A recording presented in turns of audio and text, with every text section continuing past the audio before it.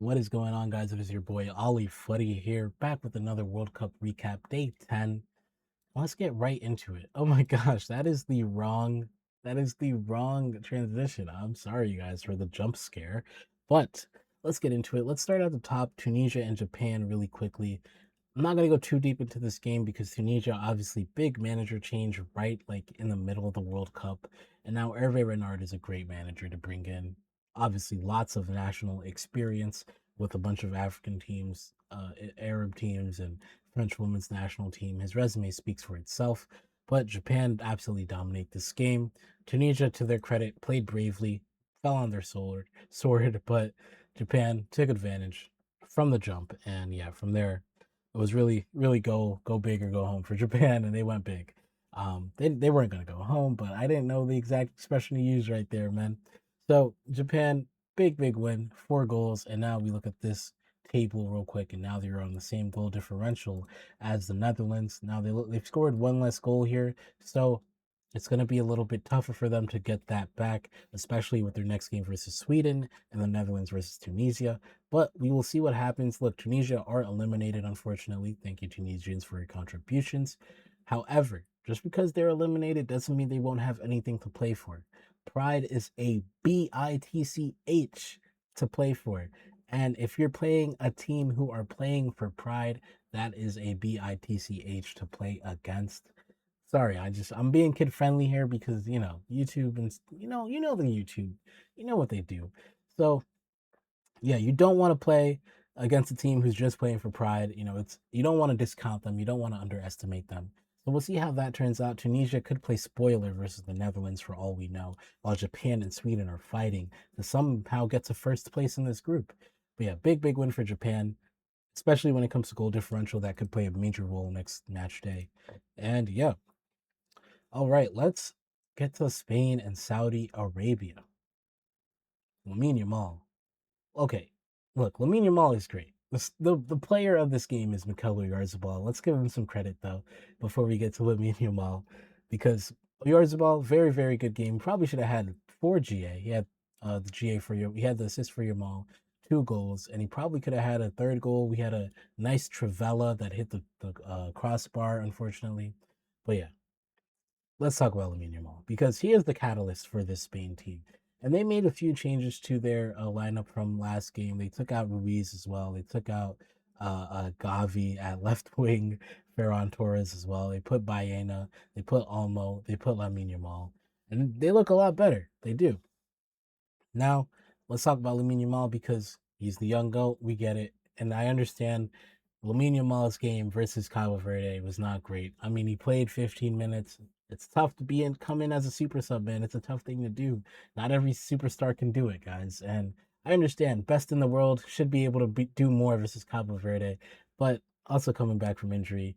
Let's not gas it too much. I know Junior and these guys are saying, Ike fue, best player in the world, can't do anything versus Cabo Verde and all of this stuff. But look, man, you saw him today, right? First half, very good performance as well, creating a lot of chances for Spain. And I think he's obviously going to be the big player for Spain here because, I mean, his goal, very simple. Yes, just making a back post run and tapping it in. But the best players repeat goals, rinse and repeat goals all the time. Messi, think of Messi. What's the first goal you think about him scoring? Edge of the box, left foot, bottom left corner. That's his thing, right? He's running on the edge of the box and he hits it bottom left corner. That's just his bread and butter, you know. Couldn't do it against Bayern that one time for PSG, but anyway, I'm not salty at all. But yeah, like the best players rinse and repeat. Mbappe near post finish, Harry Kane near post, high near post finish. So they rinse and repeat these finishes, and it becomes their trademark. Thierry Henry finish, right? Far post curler. So that's what Yamal. I love to see him do that. Now, look, he's not gonna be scoring tap-ins all the time, but like he scored the simple goals, You score the simple goals a lot, and if you can score the simple goals a lot, then you can start creating space for yourself because teams have to guard you in every way, shape, and form. So good to see Yamal get on the board. He looked okay today. I think for the totality of his performance, he looked pretty good at times and solid overall, but obviously not to his best level. And I think this game versus Uruguay is going to really be the test for him, really get back to full fitness. But yeah, big win for Spain. Saudi Arabia are not completely eliminated yet, but big blow for them because, if they just lost 2-0, that'd be a lot better. Obviously, you're looking for a result like one you got versus Uruguay, but it is Spain, number 2 team in the tournament, maybe number 1 contender if you really want to be if you want to put them there, and they deserve it. European champions as well. So it is what it is. But Saudi Arabia are not out of it yet. But let's get to the main event, okay? Because Uruguay, we have a problem. Tenemos un problema, man. Uruguay 2, Cabo Verde 2, and man, look, Cabo Verde can ball. I want to give them all their credit they deserve right now because Cabo Verde can ball. Obviously, we saw with Vojinha in their first game versus Spain. This team can ball. They can play. We've established. Uruguay were the better team today. And this draw, which really feels like a loss, I was about to say a loss, but this draw is completely self inflicted by Uruguay. The first goal, great free kick from Pina, but the wall just like, if the wall stays, we're good. You know what I'm saying? And then that second goal from that they concede to Varela. I don't know what Muslera is doing. I don't. I don't understand what he's doing there, man. Why? Why would you leave your teammates who can't use their hands to defend an open goal? Someone explain that to me. Anywho, so Uruguay, it's a terrible, lapses of concentration. I mean, look at this momentum bar. Thoroughly deserved to get some points from this game rather than 1 point from the game. And now we're in this situation. And before we actually look at the table, you look at the talent of Uruguay, and they should be doing better, man. They really should. They really should. And now you look at this table, you're in a position if you're Uruguay to potentially be knocked out of the group stage for the second World Cup in a row. Because now you're looking at let's take a look at this next column right here. Right? Next. Oh man, I gotta stop clicking. If you take a look at this, you have Spain. You have Spain to fight for your World Cup lives against, right? And Cabo Verde fans, you can dream big because look, Saudi Arabia's a good team, but Cabo Verde can pull something off versus them. I'm very confident they can. And Saudi Arabia can also pull something off against them. I think that's a real 50-50 6-pointer kind of game. And for them, for Cabo Verde, you're talking about potentially going through in this group as the winner, but most likely second place. Now, Spain and Uruguay, that's a tough matchup because I would not want to be any team going up against a big three CONMEBOL team fighting for their World Cup lives. You don't want to do it. You don't want to go up against a South American team that basically have everything to lose. So yeah, that's gonna be a very tough game. But Uruguay, look, it's a big ask to go and beat Spain. You can maybe get a result, and 3 points might be enough to get you to the round of 32, but it might be tight. You're leaving a lot up to chance. So we'll see how that goes. But man, like I said again, the amount of talent on this Uruguayan team, the clubs these guys play for, you should be doing better. Araujo plays for Sporting, Portuguese champs. Ugarte, obviously not spectacular for neither PSG nor United, but still, this is a Premier League player. This is a Premier League Big Six player. Played for the back-to-back UCL champions PSG, although it was before they went back-to-back. But he was a UCL semi-finalist with PSG. Valverde, multiple-time Champions League winner. Bentancur, seasoned, experienced veteran.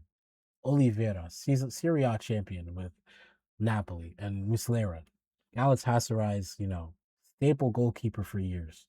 So just very underwhelming from Uruguay. And now you're here against Spain fighting for your life, especially when you take into account Uruguay's stature in the game. This is one of the legendary teams and countries in the game. First World Cup winner, hosted the first World Cup, right? And two-time World Cup winner and have provided incredible players to the game. Luis Suarez, Cavani, Forlan, right? So it's very underwhelming. Very, very underwhelming, man. But we'll see what happens next match day. Now, let's finish it out here with Group G. Belgium and Iran. I won't go too deep into this because, look, it was really the goalies who made their names here. Courtois was incredible. Ali Reza Berenvand, who I haven't heard of before this game, was incredible. Um, well, no, I heard of him, but not in this not before this tournament, rather. But yeah, Belgium got a red card from Ngoy, who brings down Taremi while he's through on goal. He'll learn. Young defender from Lille. I watch him in Ligue 1. He's got potential. And there's a reason he's starting for Belgium in this World Cup. He's got some good talent, but it's one of those things young defenders do. They make mistakes. Now, this is a massive point for Iran and not that bad of points lost for Belgium, if I'm being honest, because, well, let's take a look at this next game between New Zealand and Egypt get a big win after New Zealand got an early lead. But let's just take a look at the table because I think that's the main thing here. Because Iran drew and got that point versus Belgium, now they have a chance versus Egypt, which I think is going to be a hard game, and you could argue might be even tougher than their Belgium game. On the other hand, this sucks for New Zealand because Belgium losing those 2 points or drawing with Iran is not that big a deal because Belgium should be able to beat New Zealand quite comfortably. That should be 3 points, and 5 points definitely qualifies you for the next round.